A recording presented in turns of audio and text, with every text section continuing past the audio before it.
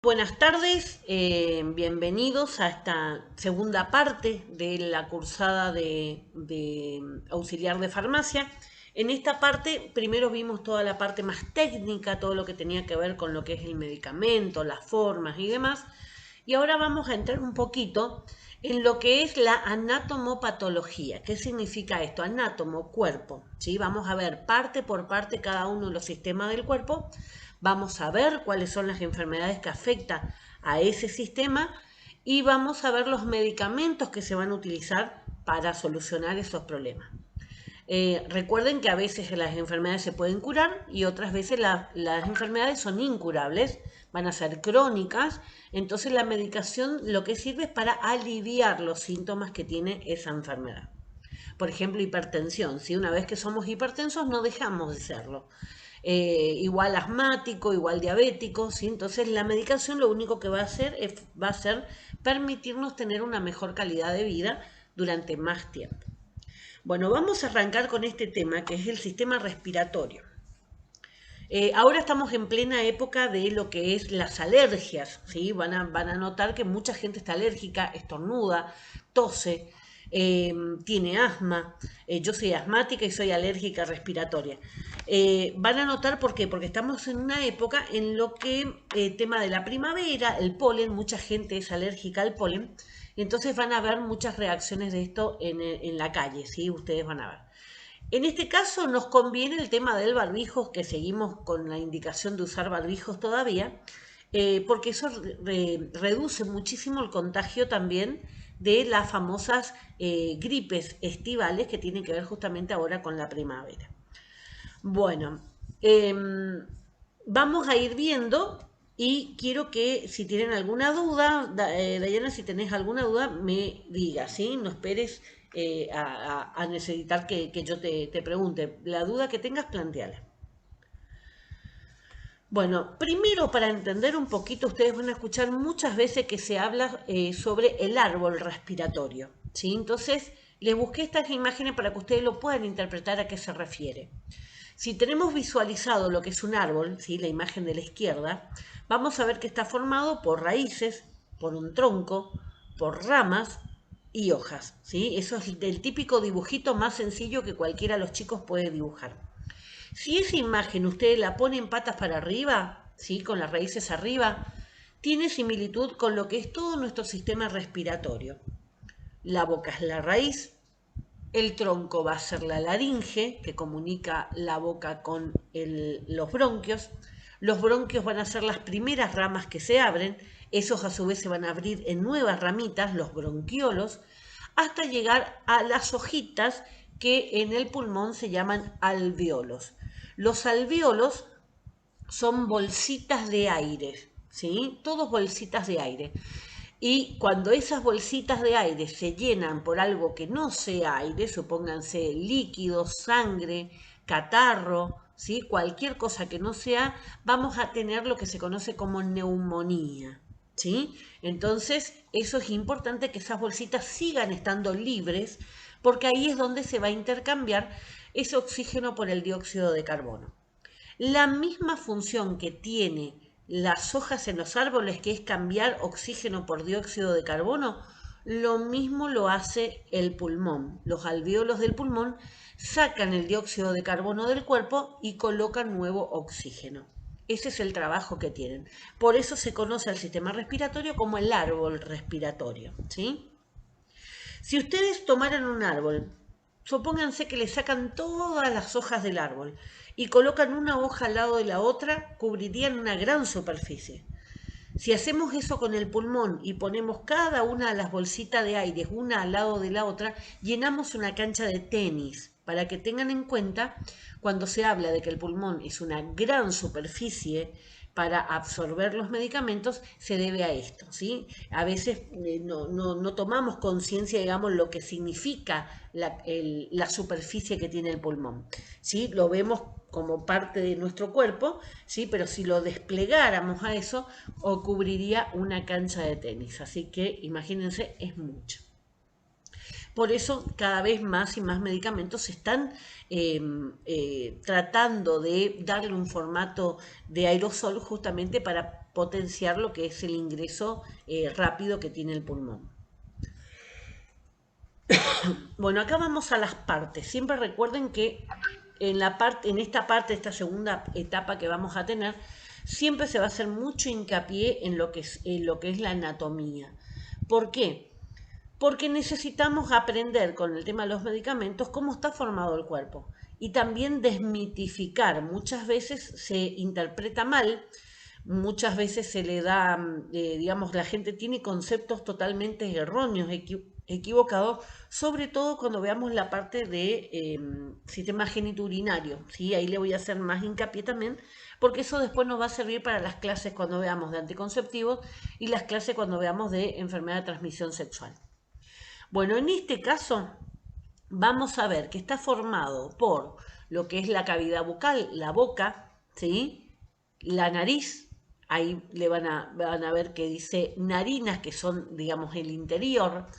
El interior de la nariz está formado por corchetes, ¿sí? Ahí ustedes ven esos dibujos que tienen como si fueran agallas de pescado, ¿sí? Esos corchetes, esos son los senos. Esos corchetes lo que permiten es que el aire cuando ingresa choque contra ese laberinto y se vaya calentando. A su vez, como todo eso está cubierto por moco, por pituitaria, ¿sí? Se llama el moco, se van a ir pegando en ese moco, se van a ir pegando cualquier cosa que esté en el aire que ustedes por ahí no se dan cuenta. Si alguna vez pensaron por qué el moco a veces tiene distinto color, ¿sí? A veces un moco más viejo, un moco más seco es marrón, es verde, tiene alguna coloración, mucho tiene que ver con el aire que respiramos, ¿sí? A veces así no nos damos cuenta, pero si estamos en un lugar donde hay humo, esas partículas del humo entran y van a quedar pegados en ese moco. ¿Sí? Entonces cambia la coloración. Lo mismo si van, supónganse, en moto atrás de un caño de escape, en la cola o lo que sea, siempre eso va a cargar con hollín de la calle y eso da coloración a los mocos. Bueno, pasado esto de boca y nariz, vamos a tener la faringe. La faringe comparte con el sistema digestivo, ¿sí? Porque va a ser la parte de la garganta donde nosotros tragamos. A partir del cuello, vamos a encontrar que ahí sí se va a diferenciar entre lo que es la laringe de la faringe. La faringe va a continuar hacia el estómago, pero en forma paralela, o sea, son como dos caños que están juntos, en forma paralela, la laringe también va a ir por todo el cuello hasta unirse con los bronquios. Bueno, fíjense ahí. En el tema de este pasaje entre uno y otro, hay una membrana que nosotros podemos mover y que también tiene la capacidad de ser un reflejo. Entonces ustedes van a tener reflejo de deglutir, ¿sí? Y muchas veces cuando ese reflejo no está o no aparece momentáneamente, supónganse están tomando algo y se ríen, van a ver que se ahogan. ¿Por qué? Porque en lugar del reflejo cerrar la laringe para que el líquido vaya hacia el esófago el que comunica con el estómago, va a quedar permeable, entonces puede ingresar comida, bebida, lo que sea, hacia nuestros pulmones. Entonces eso es muy importante en el tema de aquellas personas que tienen algún tipo de discapacidad o dificultad para deglutir justamente este reflejo. Bueno, ustedes van a ver después que aparece la tráquea. La tráquea son una serie de anillos. Esta serie de anillos son cartílagos, están separados uno del otro y justamente a través de esos cartílagos donde normalmente se hace la traqueotomía. La traqueotomía es hacer un agujero, ¿sí? ¿Para qué? Para que pueda ingresar aire a través de ese agujero cuando pasa algo con la parte superior, ¿sí? Si hay algo que está obstaculizando, entonces se utiliza la traqueotomía justamente como para introducir oxígeno a través de ahí. Bueno, a partir de ahí, ese tubo de anillos se va a dividir los bronquios. Vamos a tener un bronquio derecho, un bronquio izquierdo. A partir de ahí, nuevamente, como el árbol, se van a abrir nuevamente en bronquiolos más chicos, ¿sí? Hasta llegar a las hojas de nuestro pulmón, que serían los alvéolos. También ustedes ven ahí en el dibujo que no forma parte del sistema en sí, pero sí son parte de lo que nos permite respirar. Esa cadena que ustedes ven a los costados, ¿sí? Que son amarilla y naranja, son las costillas que están cortadas. Esa imagen es como si le hubiéramos cortado el pecho, ¿sí? Como para hacer una autopsia, supónganse. Entonces lo que yo estoy viendo son los pedazos de la costilla y los músculos intercostales. ¿Qué son los músculos intercostales? Lo que aparece en naranja en el dibujito. Supónganse que mis dedos son las costillas. Los músculos intercostales están entre las costillas, ¿sí? Lo que nos gusta comer del asado, ¿sí? Eso son músculos que lo que van a hacer es abrir las costillas para que pueda entrar aire y cerrar las costillas para que empuje el aire y yo pueda sacar aire del pulmón.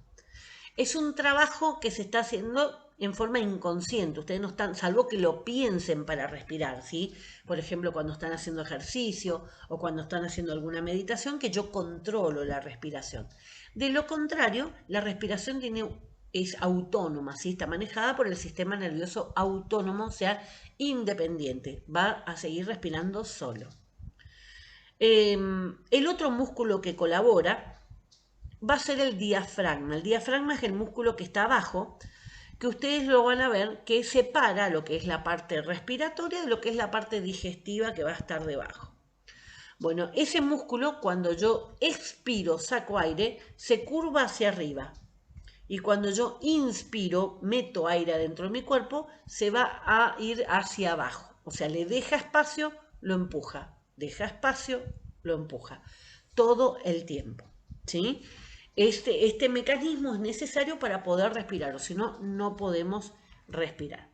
Si yo me pusiera algún medicamento que paralizara los músculos, voy a morir, ¿sí? ¿Por qué? Porque no tengo justamente esta capacidad de sacar y meter aire.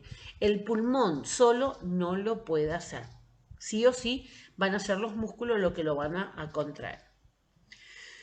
¿Por qué les recalco esto? Porque es muy importante en el asmático, ¿sí? Y vamos a ver después que una de las recomendaciones justamente es desarrollar todo lo que sea la musculatura del tórax, hacerla fuerte para que no me cueste tanto respirar.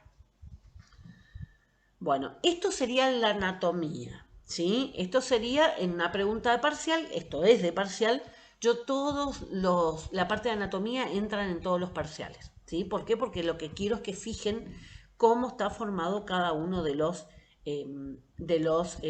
partes del cuerpo. ¿Por qué hago tanto hincapié en esto? Porque si ustedes leen un medicamento que es un broncodilatador, ustedes por la palabra sacan que es bronco de los pulmones, ¿sí? De los bronquios, y dilatador que agranda, ¿sí? Entonces van a poder sacar fácilmente, conociendo los nombres del cuerpo, van a ir pudiendo sacar fácilmente en dónde actúa, ¿sí? Bueno, a ver que no veo arriba. Dice, la mayoría de las patologías respiratorias coinciden con la aparición de un mismo síntoma, que es la disnea. La disnea es la dificultad para respirar. Cuando ustedes ven la palabra dis adelante de cualquier cosa, ¿sí? Es dificultad, significa. Entonces, disnea, dificultad para respirar. Disfagia, dificultad para tragar, ¿sí?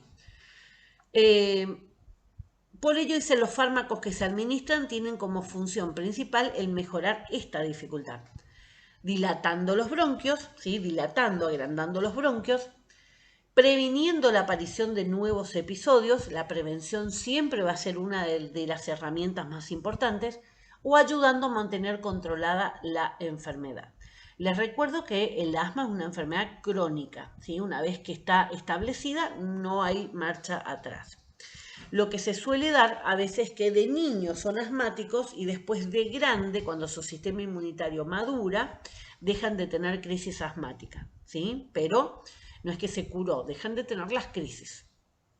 El asma, por ejemplo, dice es una enfermedad crónica que no se cura, pero que se puede mantener controlada. Es una inflamación crónica de las vías aéreas.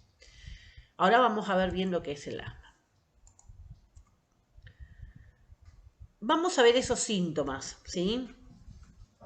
En el caso del asma, vamos a tener una característica muy muy típica, que va a ser la tos. Y muchas veces no tiene el diagnóstico de asma. ¿Por qué? Porque no aparece en el resto de los efectos de los signos que ustedes ven ahí. Sin embargo, una tos seca que no obedece a ningún otro problema, o sea, no hay ninguna otra enfermedad del pulmón ni nada, está asociada con el asma, ¿sí? Entonces, muchas veces el primer síntoma del asma es una tos seca persistente. Eh, Después ya empiezan los signos que son más conocidos, la sibilancia. La sibilancia es el silbido, el que se escucha en el asmático. Para ustedes entender por qué aparece eso, traten de silbar con la boca abierta, los que saben silbar, si hay gente que no sabe silbar. Traten de hacerlo con la boca abierta, no se puede. Para silbar tenemos que afinar la boca, ¿sí? Achicar, hacer un piquito para poder soplar y que se genere el sonido. Lo mismo pasa con los bronquios. Si los bronquios están dilatados no se escucha sonido. Pero si ese bronquio está estrecho, está apretado, va a ser un espacio pequeño y cuando el viento pasa por ahí es lo que hace el sonido. Lo mismo pasa en una casa, si hay alguna grieta en el techo y el viento viene, se escucha el silbido.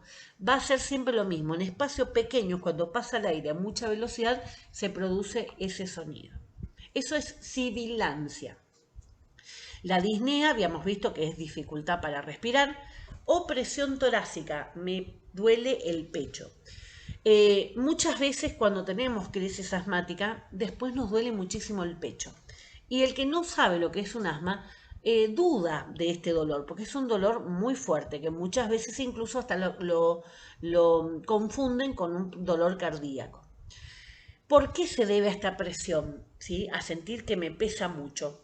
El tema de los músculos. ¿Sí? Recuerdan que los músculos tenían que hacer el ejercicio, hacer la función de agrandar el espacio para que entre aire, apretar el espacio para que salga el aire. Bueno, ¿qué pasa cuando ustedes van al gimnasio? Nunca hicieron máquina, nunca hicieron pesa y de golpe le ponen 60 kilos en las máquinas y ustedes hacen ejercicio. Van a hacer el ejercicio probablemente. El dolor va a venir después. ¿Por qué? Porque hay una sobreexigencia a ese músculo que ustedes estuvieron trabajando. Supónganse la pierna o el brazo, ¿sí? Salen de ahí y salen bien y después las piernitas le empiezan a temblar. Lo mismo pasa con los músculos de la respiración. Si yo hago un esfuerzo extra con el asma, no entra aire, así que yo hago un esfuerzo cada vez más grande, es como si yo hubiera ido al gimnasio a entrenar. Por eso duele. Y duele el pecho, duelen los costados y duele la espalda muchas veces, ¿sí? Ustedes van a ver también que hay muchas personas asmáticas que no podemos dormir acostadas, ¿sí? Yo duermo con un montón de almohadas. Y van a ver que los casos más graves incluso son personas que duermen sentadas. Mi papá era asmático también y se sentaba en la silla y se apoyaba en el respaldo de la silla porque era la única forma que podía dormir. Hay que ver la forma de encontrar alguna posición en la cual sea más fácil dormir, pero acostado me cuesta más levantar las costillas. A esto agréguenle, en el caso de las mujeres, el peso de las mamas. Las que tenemos mamas grandes, ese peso también va a aplastar la costilla, por eso es más difícil aún dormir boca arriba. Es más fácil, digamos, dormir de costado, de alguno de los dos costados, en el cual se sienta más cómodo, eso va a tener que ver cómo están los pulmones, ¿sí? Encontrar una posición, la mía es de costado con muchas almohadas, para poder facilitar esa respiración, que no me cueste tanto respirar. Pero si un asmático le dice que le duele el pecho, créanle porque le duele en serio. Bueno, ¿qué más tenemos? Disminución del índice de flujo expiratorio. ¿Qué es esto? Es la cantidad de aire que yo soy capaz de sacar de mi pulmón. El asma no es la falta de aire que entre, sino que tengo aire adentro y no lo puedo sacar. Entonces no puede entrar nuevo aire. ¿Sí? Ese es el asma. Incapacidad para poder sacar el aire de mi pulmón. Esto, ¿cómo se logra? Con los ejercicios y fortaleciendo la musculatura. Esto es una de las medidas para justamente medir cómo es la gravedad del asma, justamente ver cuánto soy capaz de sacar. Si ustedes prestan atención a cómo yo hablo, yo soy de hablar durante largo rato, soy de hablar mucho, pero soy de hablar durante largo rato porque en este momento estoy apretando mi pulmón para sacar más aire todavía, para tratar de sacar lo último. Ahí recién respiré. Yo tengo ya muchos años de asma y tengo ya el entrenamiento hecho como para poder hacer este ejercicio. ¿Se puede recuperar una crisis asmática sin medicamentos? Sí, como se recuperaban antes, pero cuesta mucho, ¿sí? Es muy difícil hacerlo porque necesito mucho control sobre mi pulmón, ¿sí? En una persona que no está entrenada no lo puede hacer. Eso hace que mueran todos los años muchas personas por crisis asmática por no poder respirar. Así que lo que tengo que tratar de hacer es entrenarme para justamente tener esa capacidad de soltar el aire que está adentro de mis pulmones hasta lo último que pueda. Ahí respiré de vuelta. ¿Qué más va a aparecer? Aparecen más mocos y más flemas. El asmático, y si a esto asociamos con alergia también, van a aparecer más. Siempre va a estar más lleno, ¿sí? Esos espacios que deberían estar solamente de aire, muchas veces está ocupado con este moco. Fíjense que entre un 30 y un 50% más de catarro, lo mismo que el fumador. El fumador, ustedes saben que tiene la famosa tos de fumador y tiene el famoso catarro de fumador. Así que son reacciones que tiene nuestro pulmón justamente para poder defenderse. ¿Qué más puede aparecer que muchas veces no se asocia con asma? El dolor abdominal por la fuerza que se hace, la angustia por la sensación de morir, ¿sí? Es muy fea la sensación de no poder respirar. La cianosis, que es cuando me está faltando oxígeno y quedan azules los labios. Aparece sudoración porque baja la presión también, manos y pies fríos a raíz de esa sudoración y la palidez. Todo eso tiene que ver con esa baja de la presión arterial. Bueno, esos son los síntomas que tiene el asma, ¿sí? Pueden aparecer todos o pueden aparecer algunos. Ahora, lo que yo tengo que aprender a hacer es conocer mi cuerpo. Si ustedes tienen algún familiar que tiene asma, háganle esto, ¿sí? Revísenle los síntomas que tiene, los signos que ustedes pueden notar y pregúntenle por los síntomas previos. Si nunca prestó atención, que empiece a prestar atención ahora. ¿Por qué? Porque hay síntomas que son previos y que nos están anunciando una crisis asmática. En algunos casos puede aparecer con estornudo, el típico que está afuera con calor ahora en Misiones y entra un banco que está frío y estornuda. ¿Sí? Es el típico. Ese es uno de los signos. Ahora, fíjense que también cambió la legislación. Antes tenían los aires a 18, ahora los aires no pueden bajar de 24. Entonces eso favoreció mucho a aquellos que tenemos problemas respiratorios. Moco claro, de golpe empieza a chorrear la nariz y es agüita, ¿sí? La famosa agüita de la nariz. Bueno, eso es un moco también que es claro, muy clarito, transparente, por lo tanto siempre le dicen agua. Obstrucción nasal y picazón. De golpe empiezo a hablar así como payaso, ¿sí? Se me taponó la nariz y empiezo a hablar así como payaso, típico. O me empieza a picar. Si ustedes prestan atención a mí, yo soy de rascarme mucho. Me rasco la nariz, me rasco los ojos, me rasco el oído, ¿sí? ¿Por qué? Porque soy alérgica y es uno de los síntomas típicos también cuando estoy pasando por alguna situación, digamos, a veces de estrés y a veces que tiene que ver con algo que me está cayendo mal. Por ejemplo, yo soy alérgica respiratoria, no tengo problema con el polen, no es primavera mi problema, sino que mi problema son los olores fuertes, un aerosol, por ejemplo. ¿Sí? Si ustedes tiran ahora acá un aerosol, a mí me agarró, seguramente voy a empezar con estornudo, tos y arranca ya mi sibilancia. Esa picazón muchas veces genera que pica tanto la nariz, pica tanto el oído, así que uno se rasca, que desespera, pica la garganta, ¿sí? Hasta de meterse el dedo y rascarse la garganta tanto que pica. Esto se debe a ese tipo de alergia y son síntomas previos. Me está anunciando que mi cuerpo está teniendo algún tipo de reacción. La picazón de ojos también va a ser bastante común. Es un problema cuando nos pintamos, ¿sí? Porque lagrimean los ojos y nos empezamos a rascar. Bueno, esto es bueno averiguar. ¿Por qué? Porque si yo empiezo con un estornudo, hay un olor fuerte, supónganse, y yo empiezo con un estornudo o empiezo a toser, lo que tengo que hacer es ir a buscar mi medicación, porque estoy por tener una crisis asmática, ¿sí? Y esto también es importante que ustedes aprendan a reconocer cuando estamos hablando de niños asmáticos. Recuerden que cuando hablamos de niños asmáticos, los adultos que lo rodean a ese niño son responsables de crear un ambiente sano a su alrededor. ¿Sí? Ahora vamos a ver bien cuáles son esas condiciones que tiene que tener. Pero no es el niño el responsable, los adultos que están alrededor del niño. Bueno, fíjense, son dos imágenes de los bronquios, ¿sí? Un bronquio sano a la izquierda y un bronquio asmático del otro lado, ¿sí? A la derecha. A simple vista se puede ver que el enfermo está apretado, está engrosada toda la pared y tiene mocos. Ese amarillo que está adentro son los mocos, ¿sí? Dice, los bronquios son los conductos que llevan el aire a los pulmones, en concreto las áreas pulmonares donde se realiza el intercambio de gases, que son los bronquiolos, las ramas más pequeñitas, y los alveolos. Alveolos eran las hojitas. Cuando el asma está bajo control, el aire circula con facilidad dentro y fuera de los pulmones a través de estos bronquios y unos tubos en los cuales va a circular el aire. Ahora, fíjense, si yo comparo con la boca abierta y la boca apretada para silbar. En la primera imagen tenemos boca abierta, ¿sí? No va a haber sonido. En cambio, en el otro achiqué el espacio, ¿sí? Por el cual circula el aire, entonces eso es lo que provoca el silbido. En el caso del asma, estos bronquios están más sensibles, están más inflamados. ¿Por qué están sensibles? Los bronquios a veces responden, dice, de forma exagerada a determinados alergenos. Esto cuando veamos la parte del sistema inmunitario, cuando veamos vacunas, vamos a ver un poquito lo que es todo esto de los alérgenos. Así en forma sencilla les digo que alergenos es cualquier cosa que esté en el medio ambiente que a nosotros nos hace tener una reacción alérgica.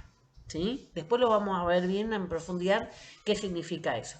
Pero alérgeno entonces es alguien que es capaz de generarme una alergia a mí. En mi caso le decía, olores fuertes, cambios bruscos de temperatura, por ejemplo, son los típicos míos. A mí no me molesta el pelo de los animales, a mí no me molesta el polen de las flores, ni el moho, ¿sí? Los hongos que aparecen en otoño tampoco.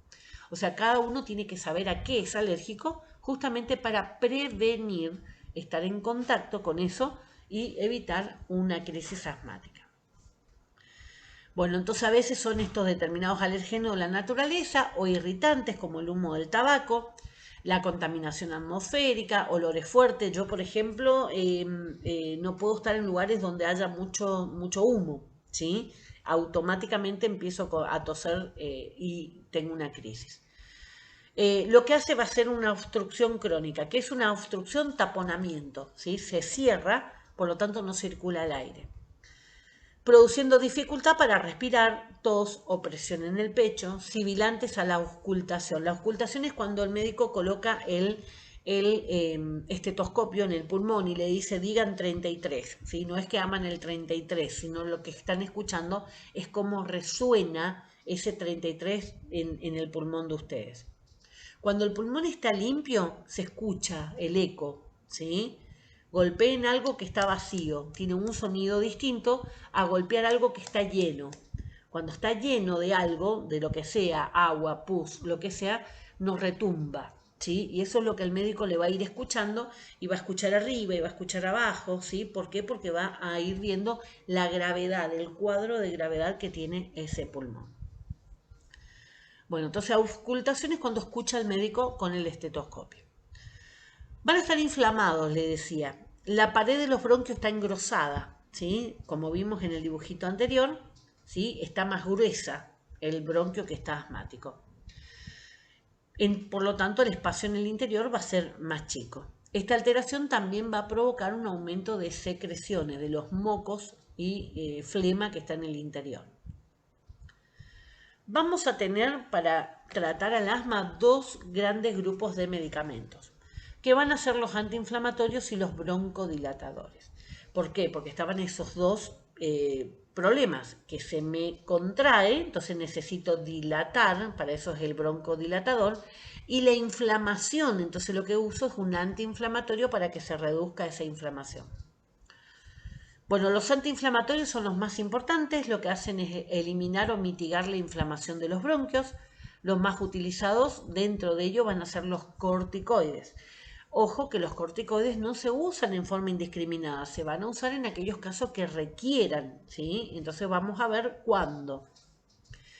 Los broncodilatadores, ¿qué hacen? Dilatan abriendo ese bronquio. Los de acción corta se usan como medicación de alivio o emergencia, ¿sí? O de rescate, también lo pueden encontrar con cualquiera de esos nombres. Y los de acción prolongada se utilizan en una forma más pautada, es para un asma crónico ya, se va a usar justamente con esos corticoides. Bueno, también, ¿qué va a ser importante? Que yo prevenga, no estar en contacto con esos alergenos que a mí me hacen mal. Si yo sé que los olores fuertes me hacen mal, cuando alguien va a poner un insecticida, yo me voy afuera, ¿sí? Si está prendida, supónganse, una chimenea, una hoguera, una salamandra en un lugar, yo busco donde hay una ventana. ¿Por qué? Porque a mí me hace mal. Bueno, la idea es buscar qué es lo que le hace mal a la persona y tratar de sacarlo. Hay chicos que le va a hacer mal los ácaros, ¿sí? El polvo. Entonces no puede haber, supongan, alfombras, muchas cortinas, en el caso que sean alérgicos a eso. Los peluches, ¿sí? Entonces hay distintos tipos de cuidado que se tiene que tener en base a lo que sea alérgico. En este dibujito que ustedes ven acá, y esto es importante que lo tengan en cuenta, ¿sí? Eh, Vamos a tener distintos factores que pueden ser. Ahí el primero, empezando de la espalda del nene y voy para arriba, vamos a tener los aerosoles, justamente uno de aquellos que son más formadores de asma. Le sigue un helado. ¿Por qué un helado? ¿Qué me puede hacer mal un helado? No son los helados en sí, sino los conservantes y los colorantes que usan los helados. Uno de los colorantes es el amarillo, que es uno de las sustancias que más reacciones alérgicas provoca, ¿sí? La tartrazina. Hay estabilizantes y un montón de químicos, digamos, que se usan en todo lo que sea la industria de los dulces, no solamente del helado, sino de cualquier otro dulce, y eso puede generar. Bueno, le sigue un dibujito de gatito, pero no es exclusivamente del gato, ¿sí? Gato, perro, cualquiera que tenga pelos en realidad. O a veces la persona es alérgico a otra cosa, supónganse alérgico a las plumas de un pájaro, ¿sí? Hay que ver a qué es alérgico esa persona. Entonces esos pelos de los animales también pueden generar reacción alérgica y asma a las personas. Le sigue las flores el polen, ¿sí? Sobre todo ahora en primavera se nota más, pero hay personas que no somos alérgicas, así que no van a zafar de regalarnos flores. Sigue el tabaco, ¿sí? El humo del tabaco, aparte de la nicotina, tiene un montón de compuestos químicos que van a alojarse en el pulmón y que van a generar, ¿sí? Una de las principales causas de asma. Yo fumaba justamente y dejé de fumar debido al asma, ¿sí? O sea que fue lo que me declaró el asma y lo que tuve que dejar primero. Le sigue una flor, eso es en realidad una pompa de algodón, ¿sí? Eh, en realidad está hablando ahí sobre lo textil. ¿Por qué? Porque hay algunas personas que tienen alergia a determinadas telas. Principalmente alergia a la lana, cuando ustedes se ponen algo de lana y le aparece una urticaria. Bueno, eso es más típico que el algodón en sí, salvo que sean algodones que no estén si un algodón, los que se usan para limpiar una herida, no es de muy buena calidad, incluso se encuentra hasta pedacitos justamente de las vainas, ¿sí? Porque sale una cápsula, se abre y el algodón está adentro. No sé si vieron alguna vez una planta de algodón. El polvo es otro de los factores acá en nuestra zona, que es una zona bastante seca. En época de verano tenemos mucha polvareda dando vueltas, la famosa tierra roja. Hay que evitar levantar más polvo, no plumeros, no escobas, siempre usar trapos húmedos, justamente para que levante ese polvo que está por los muebles o por el piso. Y no puede faltar en este listado de cosas que generan asma justamente el humo de las industrias.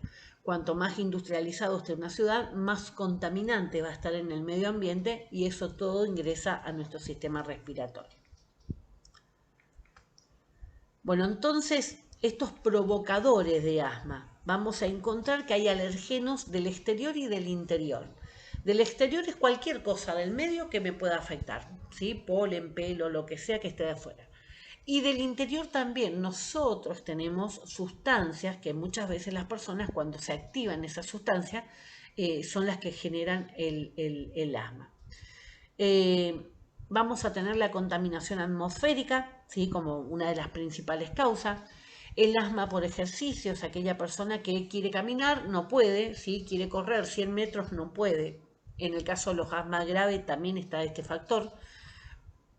También aparece el asma por emociones, aquella persona que no puede respirar. Se nota siempre en las películas, por ejemplo, que está hiperventilado, si respira dentro de la novia, respira dentro de una bolsita de papel.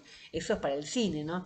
Pero muchas veces esa falta por emociones, digamos, pueden generarse estos cuadros de falta de respiración. El reflujo esofágico. ¿Qué es el reflujo? Lo vamos a ver en la próxima clase, que es aparato digestivo. Pero es cuando vuelve, ¿sí?, el contenido de nuestro estómago hacia la boca. Obviamente quema por el ácido que tiene el estómago y parte de ese reflujo puede accidentalmente pasarse hacia la laringe, por lo tanto va al pulmón. Esto es lo que suele pasar a veces con los bebés cuando se vomitan, ¿sí?, y se broncoaspiran, o sea, aspiran ese vómito. El uso indiscriminado de analgésicos, los AINES, los antiinflamatorios no esteroides, ibuprofeno, piroxicam, aspirina, ¿sí? Algunos de esos antiinflamatorios, son el grupo que genera, junto con los antibióticos, son los dos grupos, antiinflamatorios y antibióticos, los dos grupos que más reacciones alérgicas generan, ¿sí? Entonces, aquellos que son asmáticos tienen que tener cuidado también y probar, ¿sí?, siempre ir probando cuáles son los analgésicos que puedo usar. En mi caso puedo usar todo, no soy alérgica a eso. A veces un cambio de respiración, una inspiración profunda, un susto que alguien da, ¿sí? Te asustan y uno hace, ¿sí? Ese es el ejemplo, ¿sí? Forcé una respiración y me generó la tos, ¿sí? ¿Por qué? Porque reacciona mi pulmón en forma exagerada. A veces la bebida alcohólica, los conservadores, como le decía, los conservantes de los alimentos, el glutamato sódico, que es también un conservante, sobre todo de los helados, y la tartracina, que es justamente el colorante amarillo que les decía. Estos están, digamos, a veces la gente alérgica a la pimienta, alérgica al ají molido, ¿sí? Hay alguna sustancia que esa persona va a rechazar.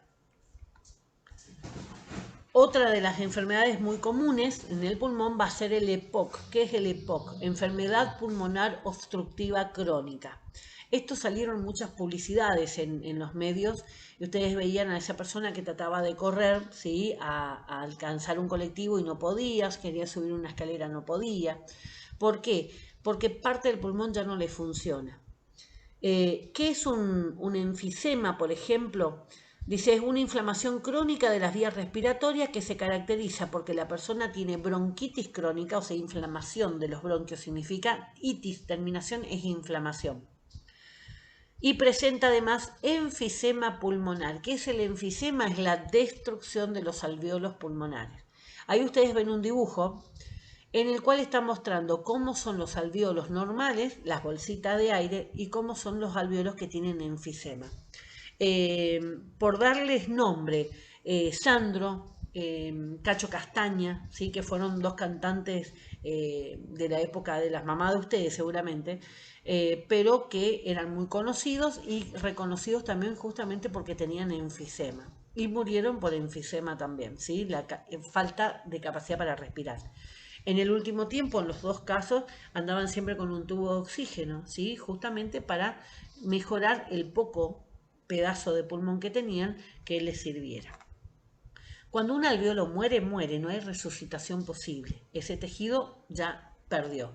Como ese tejido no queda más hueco, es lo que el médico con la ocultación va viendo cuánto queda de ese pulmón útil, ¿sí? Eso es cuando hace la auscultación con el estetoscopio. Por supuesto, se saca una radiografía y se ve perfectamente qué parte del pulmón sirve y qué parte no. Y si hablamos de una tomografía, mucho más aún. Pero antes, cuando no había este tipo de herramientas, se llaman diagnósticos por imágenes, el médico se tenía que valer de la clínica. ¿Qué era la clínica? Revisar al paciente. Bueno, esto sería el enfisema. Muchas de estas personas que van a padecer el EPOC suelen ser personas mayores, ¿sí? Lógicamente, pero también puede haber personas jóvenes, o sea que no es exclusivamente de la edad, sino que está más relacionada con el estilo de vida que se tiene. Si yo fumo, si yo uso drogas, aspiro drogas, son todos factores que van a ir acelerando aún más el deterioro del pulmón. Bueno, a veces hay patologías de base. Esas patologías de base también puede ser, supónganse, tuberculosis, que hay mucha tuberculosis en la sociedad, pero sin embargo no se habla de eso. Sin embargo, hay muchos casos de tuberculosis. En la tuberculosis se van produciendo como agujeros en el pulmón. Se pierde ese alveolo, va quedando como esos quesos que tienen agujeros, ¿sí? Así va quedando el pulmón. Tendremos que tener en cuenta las interacciones posibles de los medicamentos y un buen seguimiento. ¿Por qué? Esto es importante si hay otra enfermedad, si hay otra patología de base. Una de esas patologías que más choca con el asma va a ser la hipertensión, porque la medicación que yo uso para el pulmón me afecta al corazón y la medicación que yo uso para la hipertensión me afecta a los pulmones. ¿Sí? Entonces, el asmático, yo soy hipertensa también, tengo todas las enfermedades que ustedes quieran. Yo soy hipertensa también, entonces no puedo usar cualquier antihipertensivo, ¿sí? Solo aquellos que no tienen mucho impacto sobre el pulmón. Y encima cualquiera de los dos va a ser mortal, porque si descuido mi corazón me muero, si descuido mi pulmón me muero también, ¿sí? Entonces ese es el problema de tener estas patologías. Vamos a ver la parte cardiológica cuando veamos sistema cardiovascular. Personas con procesos infecciosos como la neumonía probablemente también requerirán el uso de estos fármacos, además de antibióticos para tratar la infección en sí. Dependiendo de qué tipo de neumonía, si es una neumonía por una infección bacteriana, los antibióticos vienen fantásticos. Pero si la infección se debe a un virus, por ejemplo el COVID, la gente moría por neumonía, ¿sí? Se junta líquido, a veces hay una permeabilización, o sea, una permeabilización de los vasos. ¿Qué quiere decir eso? Sale el suero de la sangre, sale de los vasos, inunda el pulmón. Entonces eso son neumonías. Recuerden que neumonía es cuando en lugar de haber aire en esos alvéolos hay algo, ¿sí? O líquido, o sangre, o pus, o lo que sea, ¿sí? O moco.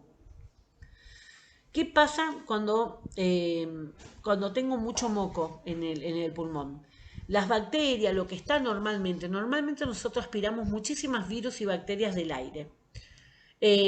Va a ir y se instalan esos mocos. Cuando se instalan esos mocos, está más tiempo en contacto con el tejido del pulmón. Entonces el riesgo de que puedan entrar va a ser muy grande.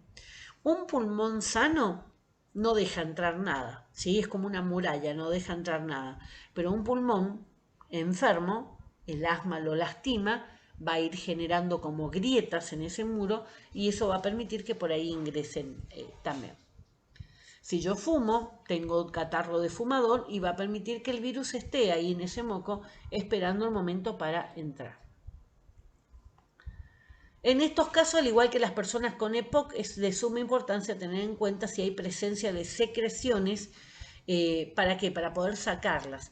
Las personas que están en terapia intensiva va al kinesiólogo, porque el kinesiólogo es el que hace esto, va al kinesiólogo y aspira, le ponen una sonda en el pulmón y chupan el moco que está. ¿Por qué? Porque esa persona que está en coma no tiene el reflejo para escupir, no tiene el reflejo para toser, ¿sí? Poder sacarse ese catarro que está en el pulmón. Cuando ustedes ven en la farmacia, van y piden, tengo tos, ¿sí? Lo primero que le debería preguntar el farmacéutico o quien está en la mesa de entrada es, ¿con catarro o sin catarro? ¿Productiva o no? Productiva es cuando tiene catarro, ¿sí? O no. ¿Por qué? Porque cuando hablamos de que la persona tiene catarro, la tos es necesaria que esté, porque la tos es la que va a sacar. Si yo anulo la tos, ese paciente queda con ese catarro en el pulmón y se convierte en neumonía, ¿sí? O se puede complicar más la situación si es con bacterias, ¿sí? Entonces siempre le van a preguntar, si es solamente tos, que no tengo nada de catarro, entonces sí se puede cortar esa tos. A veces, y vamos a ver eso en la parte cardiovascular, hay medicamentos que me provocan tos seca, ¿sí? Por ejemplo, el enalapril. El enalapril es un antihipertensivo que es el más utilizado en el país, pero tiene ese efecto adverso que en algunas personas genera la aparición de tos seca. Bueno, entonces, ¿qué se puede hacer? Entonces se puede usar medicación, se puede aspirar esos mocos, se pueden utilizar medicación para hacerla más blanda. Esos son fluidificadores, que hacerlo más fluidos a esos mocos. Y o si no también, y eso es lo que van a tener todos los que están con neumonía, la necesidad de incorporar mayor cantidad de líquido, ¿sí? Tomar mayor cantidad de agua. Ahora, esto también se complica cuando es hipertenso porque cuanto más líquido yo tome, más va a aumentar mi presión arterial. O sea que siempre tiene que estar controlado por un médico. También deberemos tener en cuenta si la persona está recibiendo oxigenoterapia, o sea, recibir oxígeno, ¿sí? No hace mucho tiempo que se considera los gases como medicamentos y el oxígeno es uno de los gases que se considera como medicamento, ya que muchos de estos fármacos se administran por vía inhalatoria mediante los aerosoles. Si ustedes fueron al hospital en algún momento o estuvieron por algún motivo o fueron a visitar a un familiar, van a ver que en la pared detrás de la cama tiene un montón de llaves y ahí es donde se provee ya de forma central el oxígeno y todo lo que necesite esa persona. Entonces conectan simplemente los conductos ahí, los cañitos o las ondas se conectan ahí a esos dispositivos y esa persona ya puede tener acceso. Pero antes no era así, antes te colocaban un tubo al lado tuyo y bueno, tenías lo mismo, el mismo proceso pero con un tubo al lado. Esto también ustedes lo ven cuando se hacen alguna nebulización o ven que hicieron alguna nebulización y también lo van a ver con los distintos dispositivos con los cuales se va a hacer que vaya algún tipo de aerosol hacia el pulmón. Ahora tengo para mostrarlo a ustedes. Bueno, ¿qué es esto de la oxigenoterapia? Ustedes escucharon mucho con esto, con el COVID, la importancia, digamos, de controlar los niveles, que si alguien tenía dificultad para respirar, se fuera justamente a las guardias y para poder controlar. ¿Qué le van a hacer cuando llega la guardia?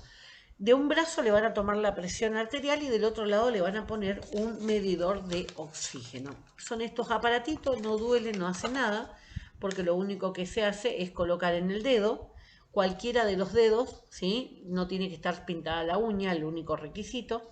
Cualquiera de los dedos se coloca, se prende, es simple, se prende, y lo que va a hacer el aparatito es rastrear la cantidad de oxígeno que llega hacia ese dedo, ¿sí? Con el flujo sanguíneo.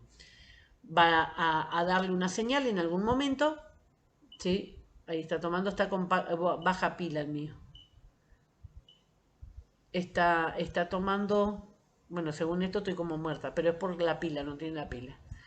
Y bueno, y me va a generar, digamos, dos datos que son importantes. Uno, la frecuencia de los latidos cardíacos y otro va a ser justamente la cantidad de oxígeno que tiene la sangre que llega hasta el dedo. Entre un 99% y un 95% de oxígeno es normal, eso está bien. Entre 91 y 94, entre 91 y 94 es una hipoxia leve, ¿sí? Eso con suministrarle un poquito de oxígeno, a veces le colocan una mascarilla, le dan, o a veces usar un broncodilatador que permita que ingrese mayor cantidad de aire, se soluciona, le vuelven a tomar y va a estar equilibrado otra vez el oxígeno. Cuando ya hablamos de 90% para abajo, ya estamos hablando de una hipoxia severa. Más mediana, digamos, y cuanto más baja ese porcentaje, más grave va a ser. ¿Por qué es grave esto? Porque todos los tejidos de nuestro cuerpo, especialmente el cerebro, necesitan oxígeno. Y si no le está llegando el oxígeno, se produce un infarto. Infarto normalmente la gente siempre asocia con el corazón. El infarto puede ser de cualquier tejido de nuestro cuerpo que no recibe oxígeno. Por eso va a ser importante, y si están con una hipoxia grave, automáticamente van a pasar a internarse, ¿sí? Así que eso es una de las medidas que se tenía en cuenta justamente en el momento de seleccionar quién quedaba internado y quién no en el COVID. Bueno, eso es, si nunca vieron un oxímetro, es así el aparatito. Cuando veamos la clase cardiovascular, que es así, va a ser presencial, porque yo les enseño a tomar la presión, les llevo el aparato para que ustedes lo puedan ver. Bueno, vamos a ver el tema de los broncodilatadores. Cuando hablamos de broncodilatadores, ya piensen en la palabra bronco, los bronquios, dilatador, agrandar. Vamos a tener 4 grupos en este tipo de medicamentos. Los agonistas beta 2 adrenérgicos. Estos agonistas, acuérdense de la clase que vimos, agonista era que se unía a los receptores y provocaba una respuesta similar. Antagonista era cuando lo bloqueaba o se unía y hacía lo contrario, ¿sí? Contrario. Los anticolinérgicos, entonces ahí tenemos un contrario, se une a los receptores de la acetilcolina, pero hace lo contrario. Las xantinas, que fueron de los primeros broncodilatadores, y los antagonistas, los receptores de leucotrienos, que serían los últimos que se están utilizando. Vamos a ver cada uno de esos. Dice, este grupo de fármacos, los broncodilatadores, se utilizan principalmente para el tratamiento agudo del asma o patologías que cursen con broncoespasmo. A veces el paciente no es asmático, sino que está con una crisis alérgica. El sistema respiratorio ofrece una rápida y eficaz vía de administración de medicación. ¿Por qué? Porque es amplio, es grande, es una cancha de tenis de tamaño. La gran superficie de tejido alveolar y bronquial, junto con la gran vascularización sanguínea, muchos vasos, ¿sí? Venas y arterias, hace que la absorción del medicamento inhalado sea casi instantánea, cuestión de segundos. Antes, entre que yo tomaba un medicamento broncodilatador hasta que empezaba a hacer efecto, podía llegar a pasar media hora. Un asmático grave moría. Cuando hablamos de una nebulización, tendría que pasar 10 minutos por lo menos. En cambio, con un dispositivo en aerosol, un PAF, es cuestión de segundos, ¿sí? O sea, me coloco en cuestión de 5 a 10 segundos ya estaría. Por ello, los fármacos que utilizamos en el tratamiento del asma se van a administrar mayoritariamente por esta vía. Actúan directamente sobre el bronquio, van a actuar rápidamente, permite dosificar dosis más pequeñas y producen menos efectos secundarios. ¿Por qué? Porque no va con la vía oral, entonces no va a circular por todo el cuerpo, ¿sí? Es muy poco lo que pasa a sangre. Vamos a ese primer grupo, los agonistas beta 2 adrenérgicos. Hay receptores beta 1 que son los que están en el corazón, el beta 2 están en los pulmones. Entonces, por eso está ese efecto que tiene uno adverso sobre el otro. Cuando yo uso medicación para el beta 1, tiene un efecto sobre el beta 2, ¿sí? Y cuando uso para el beta 2, va a tener un efecto para el beta 1. Los más utilizados van a ser el salbutamol, el más conocido, terbutalina, que es de corta duración, estos dos, y salmeterol y formoterol, que son de larga duración, ¿sí? El salbutamol y terbutalina tienen entre 4 y 6 horas de acción. En cambio, los otros, fíjense que tiene 46 horas de duración, y eso es mucho mejor, más estable, pero necesito tener un asma estable. Si yo tengo mi asma que está entre que respiro y no respiro, no sirve, ¿sí? El sistema más utilizado para la vía respiratoria es el aerosol, que contiene el medicamento disuelto en un gas. Puede ser polvo disuelto en gas o puede ser líquido disuelto en gas. Eso lo vimos en forma farmacéutica. Este dispositivo requiere cierta coordinación, inspirar mientras se acciona el dispositivo. Por lo que en gente mayor a veces no es efectivo y se suele utilizar junto con aerocámaras. Bueno, este dispositivo, digamos, lo que permite es que cuando yo lo acciono, tiene una válvula dentro, ya lo vimos en vías de administración, cuando yo acciono el dispositivo va a salir un gas por la boquilla. Lo que yo tengo que hacer es coordinar mi respiración. Para que empiece mi respiración, acciono y el aire que está entrando sea el que arrastre las gotitas hacia, o el polvo hacia el pulmón.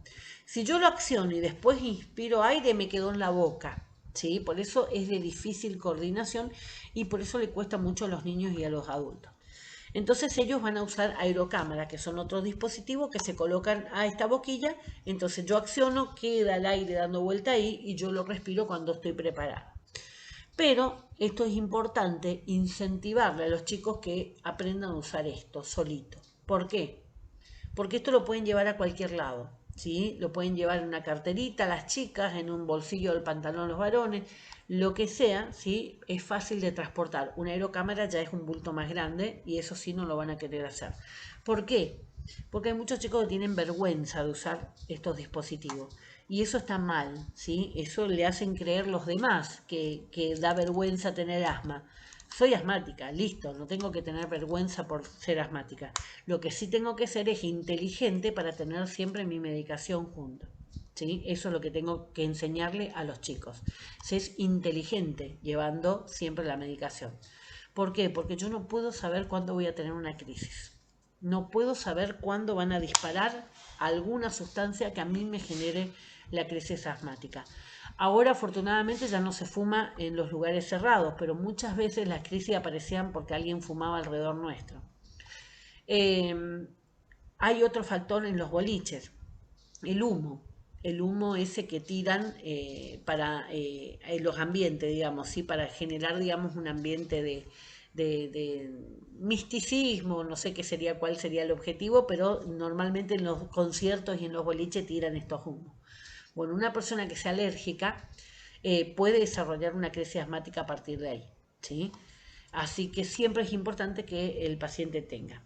Si ustedes me dicen a esta altura de la vida nadie muere por asma, sí, pueden morir de asma. De hecho, el amigo de mi hijo con 15 años falleció con asma, ¿sí? Por eso hago tanto hincapié con respecto a esto.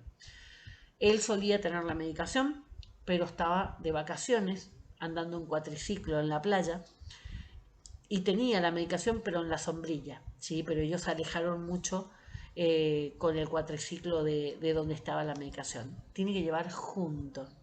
En ese momento se ahoga con arena, por eso le digo que uno nunca sabe cuándo puede generar una crisis. Se ahoga con arena, eso le provoca una crisis asmática y murió en los brazos del amigo que andaba con él. Por eso hago tanto hincapié, porque tenía solamente 15 años cuando falleció, ¿sí? Entonces es crear conciencia, ¿sí? Siempre el asmático debe tener la medicación junto. También podemos encontrar inhaladores de polvo. Los inhaladores de polvo tienen el mismo, digamos, la misma idea terapéutica, que es tener broncodilatadores en forma de polvo que cuando llegan al pulmón van a generar su efecto. También hay algunos inhaladores de polvo que tienen antiinflamatorios, ¿sí? A veces tienen algún otro tipo de sustancia también, pero todos funcionan con el mismo sistema. Este es un inhalador de polvo, es uno de los últimos, digamos. En este del aerosol que le estaba mostrando, en este caso, tiene un contador de dosis. Le voy a mostrar ahí en la pantalla. Me va indicando la cantidad de dosis que fue utilizada. Cuando aparece en el amarillo, esa flechita se va a ir moviendo. Cuando aparece en el amarillo, lo que me está indicando que tengo que tener otro inhalador cerca a mano. Y cuando ya aparece en el rojo, me está indicando que se termina, ¿sí? Que tiene a lo mejor una o dos dosis más. Así que ya no es recomendable cuando está en rojo. Bueno, en este caso, este es un inhalador de polvo. Lo que tiene, va a tener prácticamente lo mismo. Lo que no tiene es la válvula, ¿sí? Acá yo no le puedo accionar de ninguna manera. Va a tener un contador, ahí está el contador, que va a ser un rojo que va a ir cubriendo. Cuando cubre todo ese espacio, ese orificio que está ahí en el aparato, me está indicando que se terminó la medicación. También puede estar indicando de antemano, ¿sí? Este rollo, este rojo que ustedes ven acá, es una arandela que se gira, ¿sí? Y es lo que me va a cargar la dosis. Se hace para un lado y para el otro, va a hacer clic, clic, y ahí cargó, digamos, una dosis de la medicación. Y después lo que tengo que hacer es chupar, en este caso no hay una válvula, ¿sí? No hay una válvula como tiene el aerosol. Voy a tener que hacer atracción, ¿qué quiere decir? Yo poner la fuerza de chupar.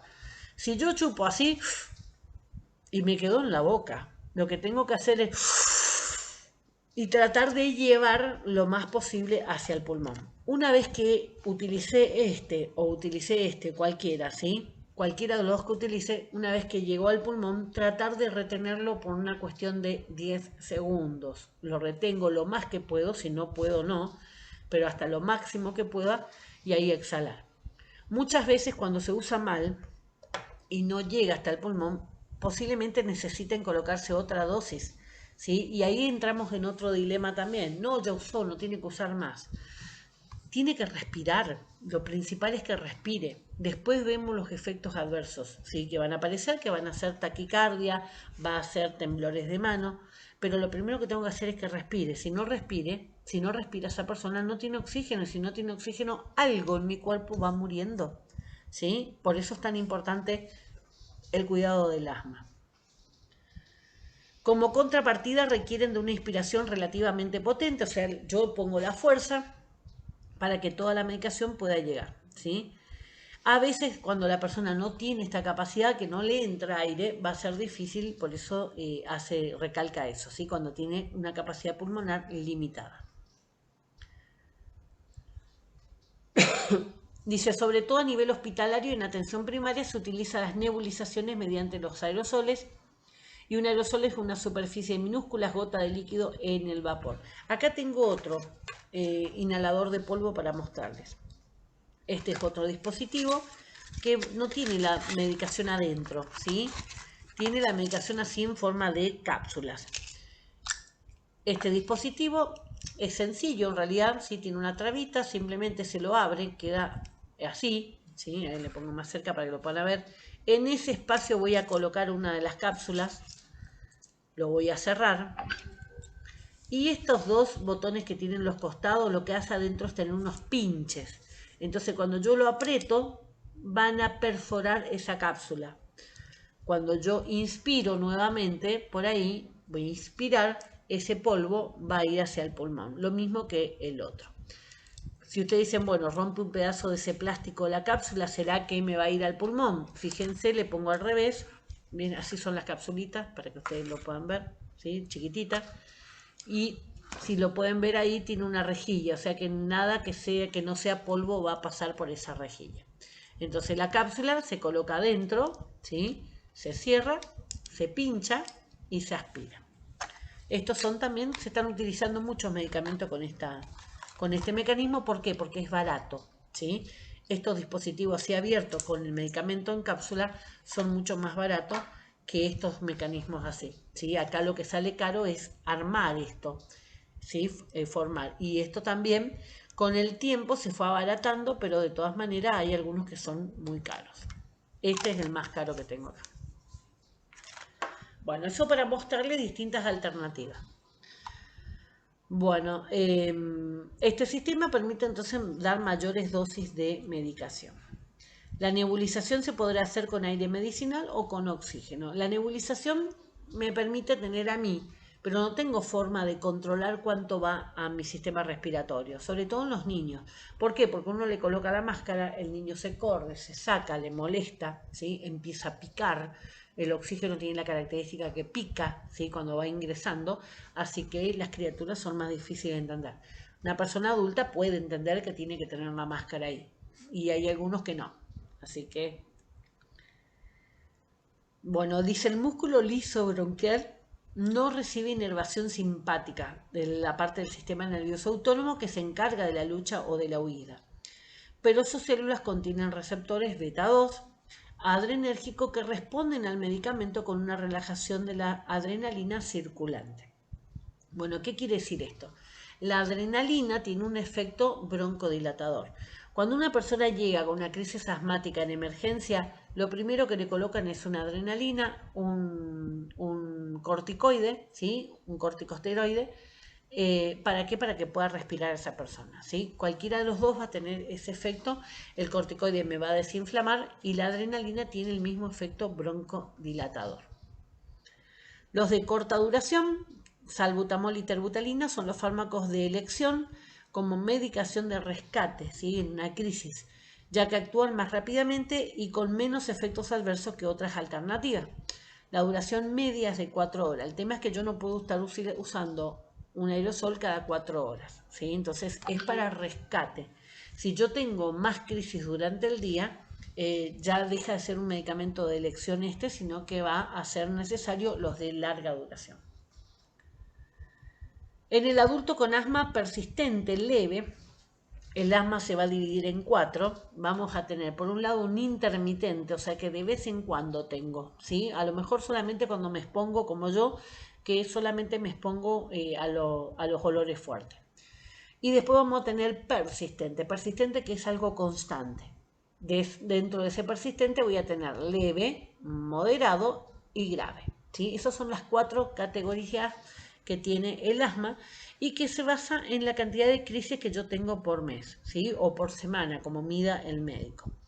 Cuanta más crisis tenga, más grave va a ser mi asma.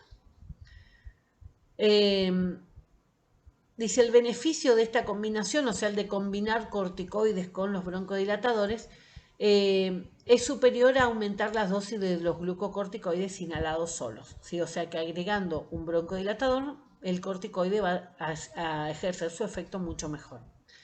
Su acción es prolongada, de 2 a 16 horas. No se debe usar sin tomar los corticoides inhalados, ya que puede aliviar los síntomas, pero no trata de inflamación crónica del asma. Vamos a ver los efectos adversos. Al tomarlos, la persona puede notar temblor, nerviosismo, palpitaciones, aumento de la frecuencia cardíaca, o sea, taquicardia, dolor de cabeza, pero estos efectos van a desaparecer rápidamente. ¿Saben cómo desaparece? Haciéndole hablar a la persona. Todo lo que sean este tipo de drogas se eliminan por el vapor de la respiración, ¿sí? Cuando nosotros hablamos, vieron que cuando hablan con un borracho le sienten el tufo del alcohol. Bueno, lo mismo, cualquier medicamento que usemos durante mucho tiempo se va a ir sintiendo en el aliento. Por eso personas que hacen tratamiento para quimioterapia sienten el olor, ¿sí? En la piel hablamos de esto cuando hablamos de vías de excreción. Bueno, en los medicamentos, los broncodilatadores, el efecto se va a ir a medida que ustedes hablan. Lo mismo que el borracho, ¿sí? Le hacen hablar a un borracho, se va a recuperar más rápido. Consideraciones especiales. Se debe limitar el consumo de productos que contengan cafeína. Bueno, ahí entramos en un tema. En muchas culturas se usa la cafeína para justamente como broncodilatador. ¿Por qué? Porque la cafeína, el té, el chocolate, tienen xantinas, que vimos que era uno de los grupos, ¿sí? Y justamente ese tipo de productos dilatan los bronquios. Los pacientes que tengan antecedentes de arritmias cardíacas o infartos de miocardio no deberían utilizar estos beta-adrenérgicos, ¿sí? O sea que fíjense que cuando hablamos de dificultad, arritmias son ritmos cardíacos, en lugar de latir normal, late acelerado o late lento o hace combinaciones. Eso es una arritmia, sin ritmo significa. Cuando aparece la palabra A, la letra A adelante, significa sin ritmo. O infarto de miocardio, o sea que ya en algún momento se quedó sin oxígeno ese músculo del corazón y murió un pedazo, ¿sí? Maradona tenía, por ejemplo, infarto en el miocardio, no tenía funcionando todo su corazón. Para la eficacia del tratamiento inhalado es fundamental una correcta administración de esa medicación, ¿sí? Para no complicar al corazón. Bueno, manejo del cartucho, ¿sí? El cartucho es lo que está acá adentro. Esto ya lo vimos, ¿sí? Un repasito. Colocarse de pie o sentado, el tema es la postura recta, ¿para qué? Para que ingrese el aire más fácilmente al pulmón. El dispositivo en L es por la forma que tiene, se agita siempre antes de colocar y voy a colocar en la boca y voy a accionar el dispositivo, ¿sí? Cuando empiezo a respirar voy a accionar para que esa corriente de aire lo lleve.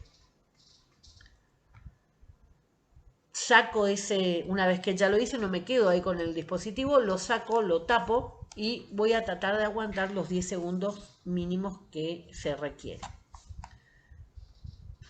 Bueno, vamos a continuar. Estábamos hablando del inhalador, ¿sí? Entonces una vez que lo utilizo, lo cierro y trato de aguantar la respiración por lo menos 10 segundos. Cuesta, ¿sí? Sobre todo cuando está con una crisis, a lo mejor no va a poder retener mucho tiempo, por lo tanto tiene que esperar unos segundos y volver a utilizar. Bueno, siempre controlar, por eso controlar periódicamente si el inhalador tiene la medicación, justamente estos que tienen los contadores son más fáciles. Si la técnica es difícil de seguir por parte del paciente, se pueden usar justamente esos aerocap.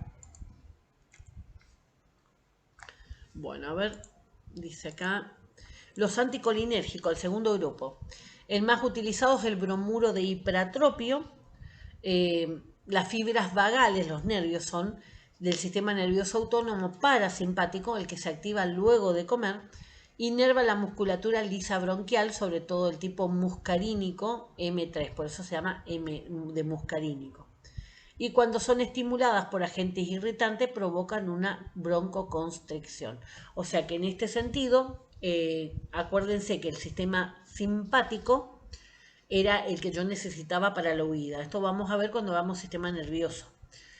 Cuando yo no estoy en ese proceso de huida, ¿sí? Que no está la adrenalina full, lo que voy a tener es un estado parasimpático. Así que yo estoy relajado, estoy bien, y ahí se van a activar otras sustancias como la acetilcolina y la muscarina. ¿Sí? En esos casos, ahí es donde se produce, yo no necesito mucho oxígeno, por lo tanto contrae los bronquios.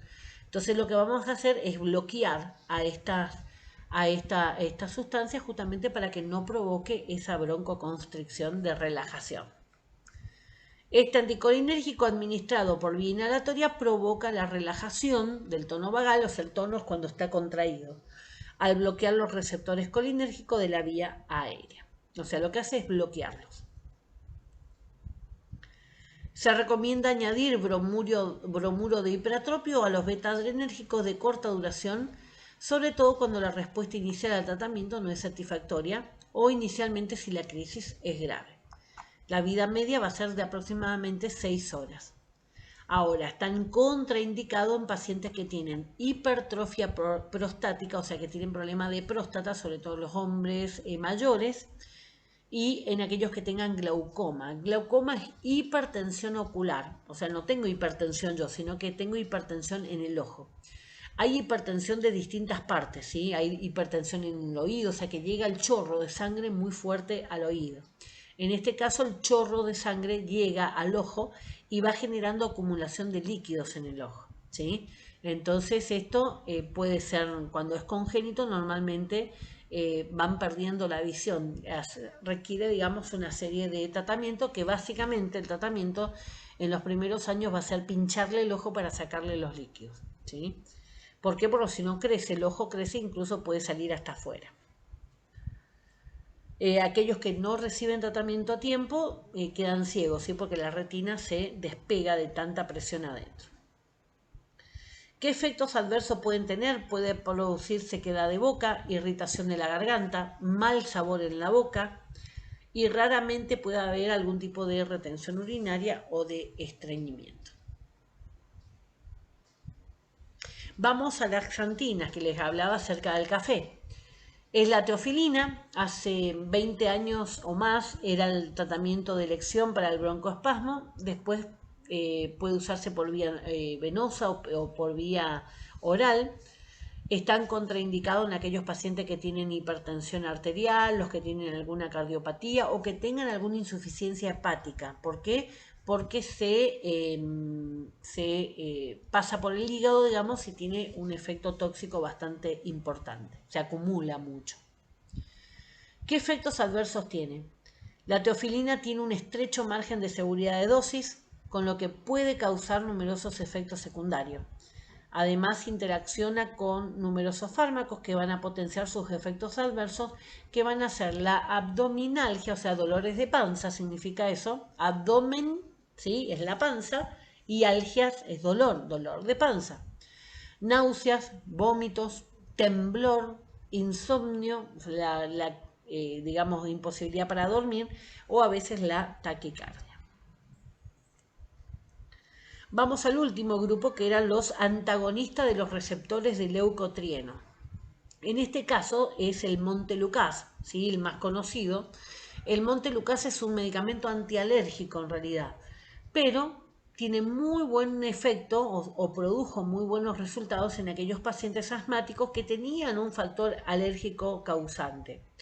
Entonces, por ejemplo, los que tienen con el polen o los que se levantan y están resfriados siempre y no paran de estornudar, con este Montelukast, lo que hace una toma diaria, lo que hacen es regular la respuesta que tiene nuestro sistema inmunitario a esas cosas que le generan alergia. ¿Sí? Recuerden, los alérgenos era cualquier cosa al medio que hacía que mi sistema inmunitario se defienda de algo.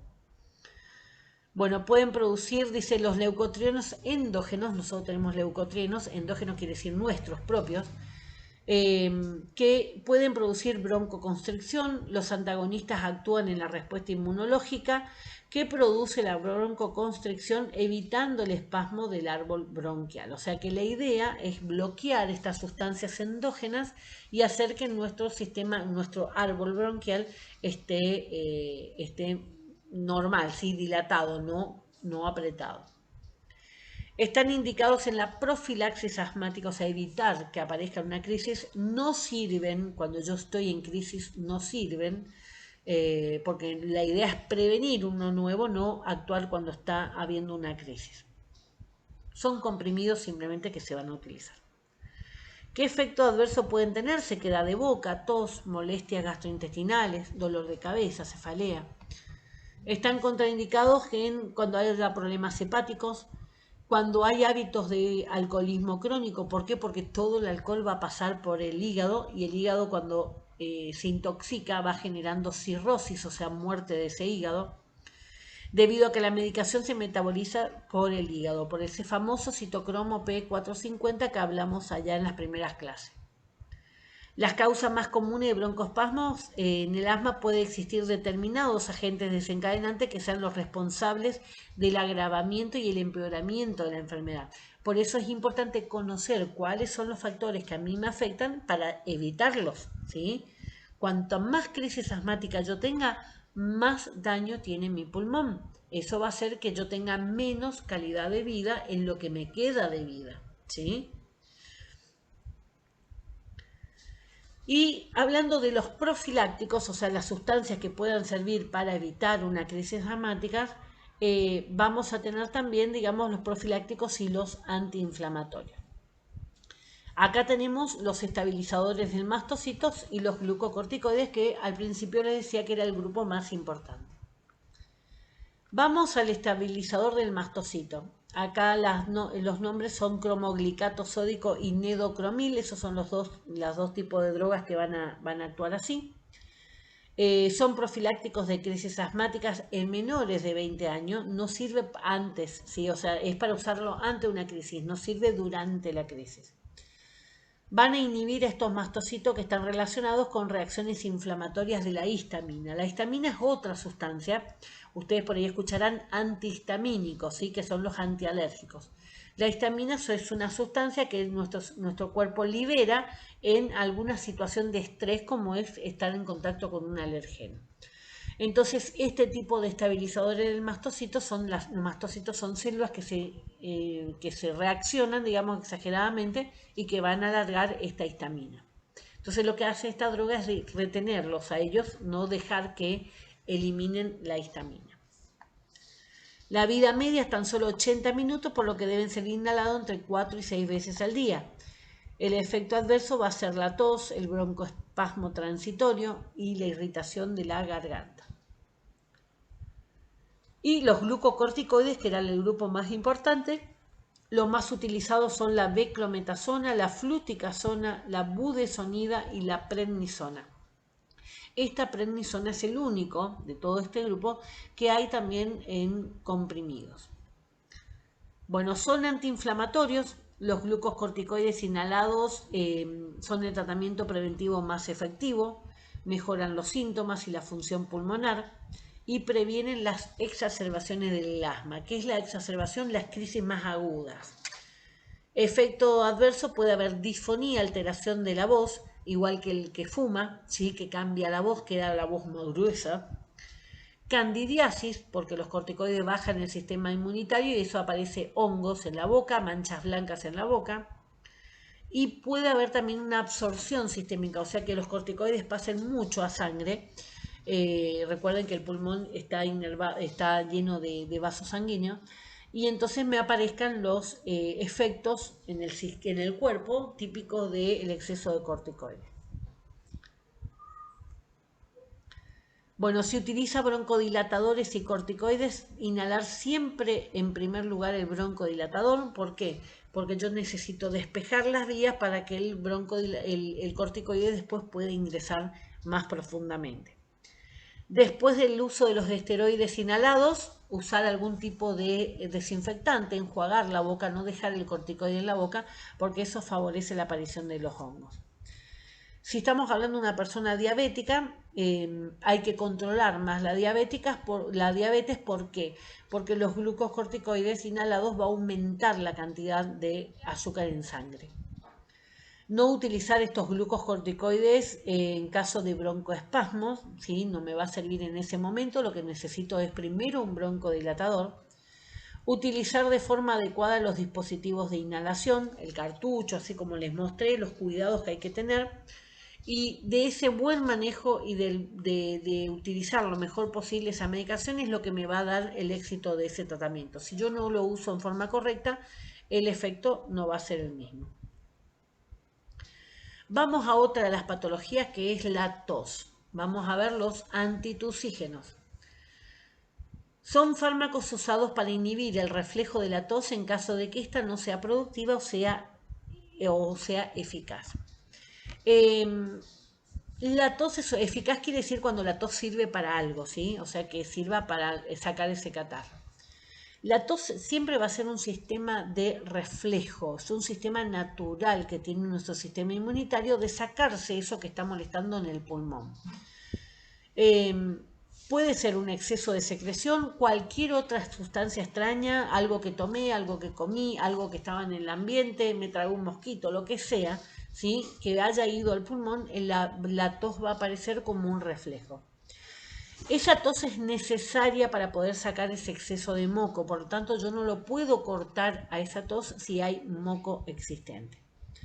Ahora, cuando la tos es seca, es cortante, no es productiva o es alérgica, es cuando se pueden administrar estos antitusivos. Vamos a tener los opioides, que son los más fuertes. En este caso estamos hablando ya de patologías más graves, ¿sí? Un cáncer de pulmón, por ejemplo. Son los más eficaces, actúan sobre el reflejo tusivo, inhibiéndolo a nivel del sistema nervioso central. Todos los centros de control van a estar siempre en el cerebro, ¿sí? El control de la tos, el control del vómito, el control de todo lo que sea mi cuerpo, todos van a estar en el cerebro. El más común de estas drogas opioides es la codeína. El efecto adverso que aparece puede ser el estreñimiento y la somnolencia. Antes se usaba el opio, al inicio de 1900, se usaba el opio justamente para los niños que tenían colitis y para dormir, ¿sí? Para que los niños duerman. O sea, cuando a mediados del siglo XX, 1970, se empezaron a regular justamente el consumo de opio a nivel mundial, se vio que esto era una barbaridad, digamos, y se sacó, digamos, el opio de lo que es la medicación para niños especialmente, salvo que haya alguna indicación. Un caso grave, por ejemplo, como le decía, de codeína.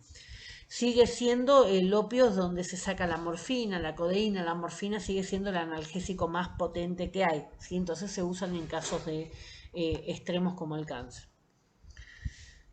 Ocasionalmente puede causar náuseas, pérdida de apetito, mareos, dolor de cabeza, confusión, excitación, sequedad de boca, palpitaciones. Fíjense que es bastante amplio el abanico de los efectos adversos que tiene que ver con todo esto mezclado, la euforia, ¿sí? Y el tema de la sedación. Uy, me parece carteles raros.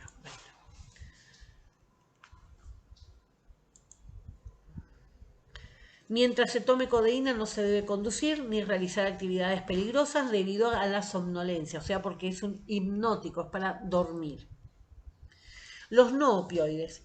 El más utilizado es el dextrometorfano, también va a actuar a nivel del sistema nervioso central, pero no es tan efectivo como la codeína. Dentro de las consideraciones especiales podemos decir, mientras que se tome no se debe beber alcohol, ya que va a producir un aumento de la depresión. El alcohol es un depresor del sistema nervioso. ¿Sí? Muchas veces podemos decir, ¿cómo es un depresor si yo tomo alcohol y me quedo contento? Porque va dando estadios, ¿sí? Tiene 4 estadios. El primero va a ser excitación, por eso el que toma alcohol es el chistoso, el que está alegre en una fiesta y demás, pero si ustedes ven que sigue tomando alcohol, va a ir pasando por distintas fases hasta que va a ser la fase de estar llorando por la novia que le dejó o el novio que le dejó. ¿Sí? O sea, puedo salir y decir, bueno, me quiero olvidar de mi novio, tomo alcohol para olvidarme. Pero al terminar el proceso, digamos, si sigue insistiendo con el alcohol, el efecto es justamente el contrario, ¿sí? El típico borracho que llora. ¿Por qué? Porque es un depresor. Si yo mezclo alcohol con esta sustancia, la depresión va a ser mucho más rápida.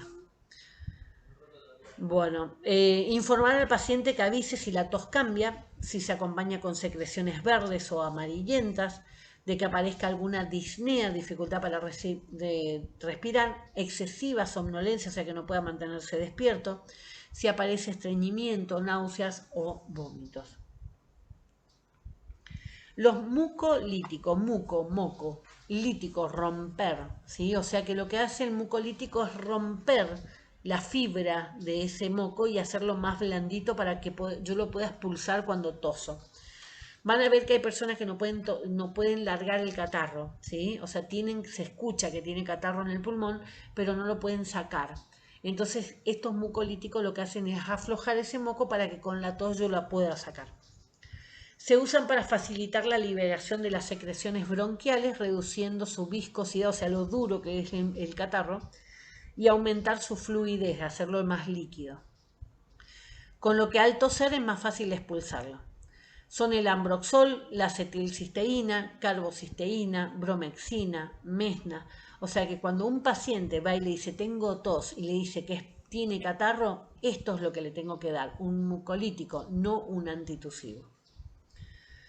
Reducen la viscosidad de las mucoproteínas al romper los puentes disulfuro de las mismas. Modifica esos químicos, ¿sí? Es como rompe, hace que ese moco sea más blandito. Modifica la viscosidad del esputo es el catarro, ¿sí? Lo que yo escupo. Mejora la función pulmonar porque me sacó ese catarro de encima y reduce las infecciones porque recuerden que cuando el moco está instalado en el pulmón, las bacterias están más pendientes de cuándo puedan ingresar al pulmón. Bueno, se usa inhalado, por ejemplo, en la fibrosis quística, aquellos que tienen ese tipo de enfermedad. Otro buen mucolítico para fluidificar las secreciones es aumentar la ingesta de agua. Cuando yo aumento la cantidad de agua, va a aumentar la cantidad de sangre que va a ir al pulmón y tiene el mismo efecto de ablandar los mocos. También se usa mucho la nebulización con solución fisiológica, que eso también ayuda a ablandar los mocos. Vamos a los descongestionantes nasales, ¿sí? Cuando tengo tapada la nariz. La fenilefrina, S-elastina, silometaxolina, suelen usarse simpático-miméticos, que son estimulantes del sistema nervioso simpático, simpático-mimético, copian a los simpáticos, significa mimético de mimo, ¿sí? Que producen vasoconstricción de la mucosa y por lo tanto disminuyen el edema y las secreciones. Se va a reducir la hinchazón de la zona. También puede utilizarse corticoides y los efectos van a ser leves y transitorios, efectos adversos, leves y transitorios. Las alteraciones pueden ser sensación de quemazón en la nariz, dolor, estornudo, sequedad de la mucosa nasal y con el uso continuado rinitis medicamentosa. Entonces hace el efecto rebote, ¿sí? Entonces nunca tengo que usar más de 5 días seguidos los descongestionantes nasales. ¿Por qué? Porque van a producir el efecto rebote. Para reducir el riesgo de congestión de rebote, entonces no debe administrarse más de 5 días seguidos. Limpiar la nariz, o sea, sonarme la nariz lo mejor posible para sacar todo el exceso de moco que haya y luego ahí aplicar el descongestionante. No compartir el envase con otro, ¿por qué? Porque yo voy a colocar el dispositivo adentro de la nariz, ¿sí? Y adentro de la nariz hay bacterias y hay virus, ¿sí? Entonces yo puedo estar contagiando de un paciente al otro. Lavar el aplicador con agua caliente para sacar los mocos que puedan haber y después de cada aplicación. Si aparece insomnio, no debe utilizar el medicamento a última hora de la tarde o a la noche, ¿sí? O sea, tratar de hacerlo a la mañana lo más posible. Y bueno, con el uso excesivo, cuando yo me paso con ese uso, lo que puede provocar va a ser mareos, debilidad, nerviosismo, insomnio. O sea, afecta al sistema nervioso central. ¿Qué consejos podemos dar en la farmacia en esta época sobre todo? ¿Sí? Con el COVID se habló mucho.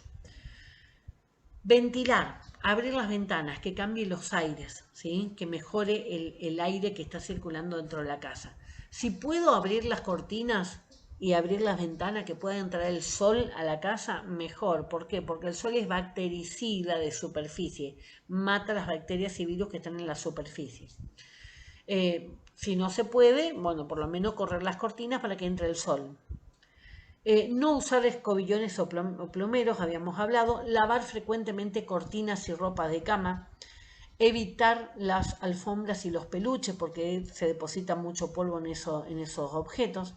No cambiar bruscamente la temperatura. No usar hogares y salamandras. ¿Por qué? Porque los hogares y las salamandras queman el oxígeno. El fuego existe porque hay oxígeno.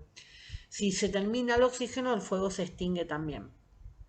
Entonces, lo que voy a ver es que el oxígeno me está quemando, el fuego me está quemando el oxígeno, por lo tanto no voy a tener suficiente oxígeno yo. Eliminar insectos, ¿por qué? Porque en las patitas de las cucarachas, las moscas y demás van llevando alergenos de un lado al otro. Fomentar el deporte es importante para desarrollar la masa muscular del pecho, sobre todo, pero sobre todo para que cambien los hábitos. Antes al niño asmático, ¿qué se hacía? Se lo encerraba en la casa, se lo dejaba ahí, el niño miraba por la ventana. Eran chicos flaculenchos, pálidos, débiles, ¿sí? Y hoy no, hoy se plantea toda una actividad deportiva para el asmático, siempre con la medicación a mano, pero para que pueda ir mejorando su estado general.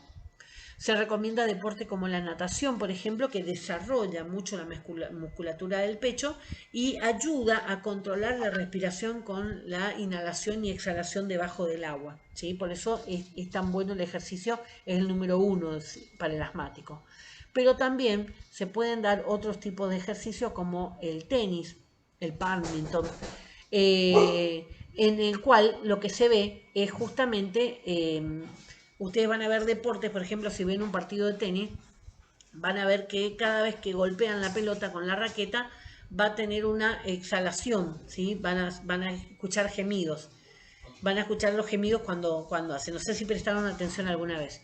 Y eso es porque se produce la exhalación fuerte, el hum, hum, cuando golpean, la exhalación fuerte. Todo lo que sea sacar el aire de los pulmones va a ser conveniente para esa persona que tiene asma. A ver, no sé, ahí está. Perdón que tengo que pasar acá para... ¿Qué otro deporte? Taekwondo, ¿sí? Todo, o cualquier arte marcial. Cada vez que se golpean, ¿sí? Producen los golpes, va a generar también esos sonidos que hacen que ayude a la persona a sacar ese aire. Supónganse que no les gusta los deportes, porque hay muchos chicos que no les gusta los deportes. Para un poquitito, ¿qué? Falta 20 pesos. Allá, señor. Que no les gustan los deportes. En ese caso, ¿qué pueden hacer? Música. Cualquier instrumento musical que sea sobre soplar, ¿sí? Soplar, flauta, saxofón, lo que ustedes quieran, cualquier instrumento que sea armónica, lo que sea, que le permita soplar, ¿sí? Eso ayuda a que el cuerpo aprenda a empujar ese aire que está dentro del pulmón. Supónganse que esto no es posible, por X motivo. La costumbre de inflar globos. Fíjense qué sencillo y barato. Agarro un globo, inflo. Todo el proceso se va a dar en ese mismo sentido. O sea que yo voy a sacar aire de mi pulmón para inflar ese globo. O sea que jugando, los padres, los abuelos, los tíos pueden enseñarle al niño desde muy temprana edad justamente a hacer lo que le va a beneficiar en el futuro, que es aprender a sacar el aire del pulmón. Evitar los AINES y los beta bloqueantes. Los AINES son antiinflamatorios y los beta bloqueantes son antihipertensivos, o sea que ese tipo de antihipertensivo no se puede utilizar. Obviamente no fumar en aquellos pacientes que no tienen ningún antecedente o no tienen ninguna, digamos, prevalencia para el asma, van a ser, el cigarrillo va a ser el principal formador de asma. O sea que en aquellos pacientes que no hay antecedentes, no hay familiares, no hay ningún otro factor predisponente, el cigarrillo es el que va a estimular el asma. Las nebulizaciones siguen siendo útiles, ¿por qué? Porque pueden ayudar a limpiar ese catarro, ayudar a expulsar el catarro, limpiar cualquier partícula que haya estado en el pulmón. Y sobre todo los asmáticos también tienen que tener en claro el tema de vacunarse. Vacunarse neumococo, vacunarse para la gripe, ahora la vacuna del COVID, también por eso es de los grupos que van a tener prioridad. Y tienen que ver también el tema de a veces la necesidad de tener al día la antitetánica, ¿sí? Que es también otro de los factores importantes. ¿Por qué? Porque vamos a tener daños en el pulmón. ¿Qué tienen que preparar para este tema? ¿Sí? De todo lo que vimos acá. La anatomía del sistema respiratorio, ¿sí? Tengan en cuenta bien, recuerden ese árbol invertido, ¿sí? Las partes que tiene. La acción y el efecto que tienen los medicamentos que se utilizan, los broncodilatadores, los mucolíticos, ¿sí? Los provocadores del asma y los signos y síntomas del asma. El dibujito, ¿sí? Del nene que está con ese círculo alrededor, ¿sí? Piensen en eso. Y las recomendaciones, esto último que vimos, esas recomendaciones que ustedes pueden dar como agente sanitario.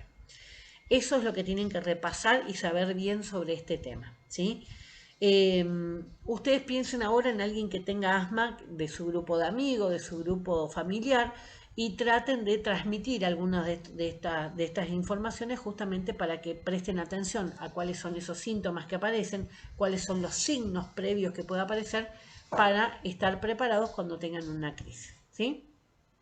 Recuerden, en la casa donde haya un niño con asma, no se fuma, no se deja fumar a nadie, ninguna visita tampoco, porque la nicotina queda prendida en todo lo que sean tejidos, ¿sí? Cortina, manteles, colcha, lo que sea. Tampoco se tiene que fumar ni dejar fumar dentro del auto donde se traslada el niño con asma, ¿sí? O sea, lo principal es cuidarle el pulmón. ¿Por qué? Porque es un niño todavía.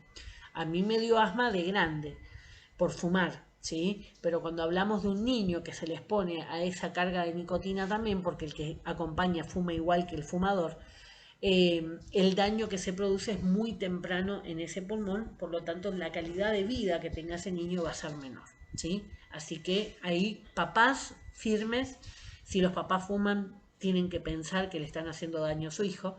Así que lo que firme tienen que estar son los papás, que son los responsables del cuidado de ese niño. Bueno, esto sería todo por la parte de sistema respiratorio. Si tienen dudas, fíjense después y me transmiten las dudas, cualquier cosa. ¿Estamos? Bueno, listo, entonces nos vemos la próxima clase.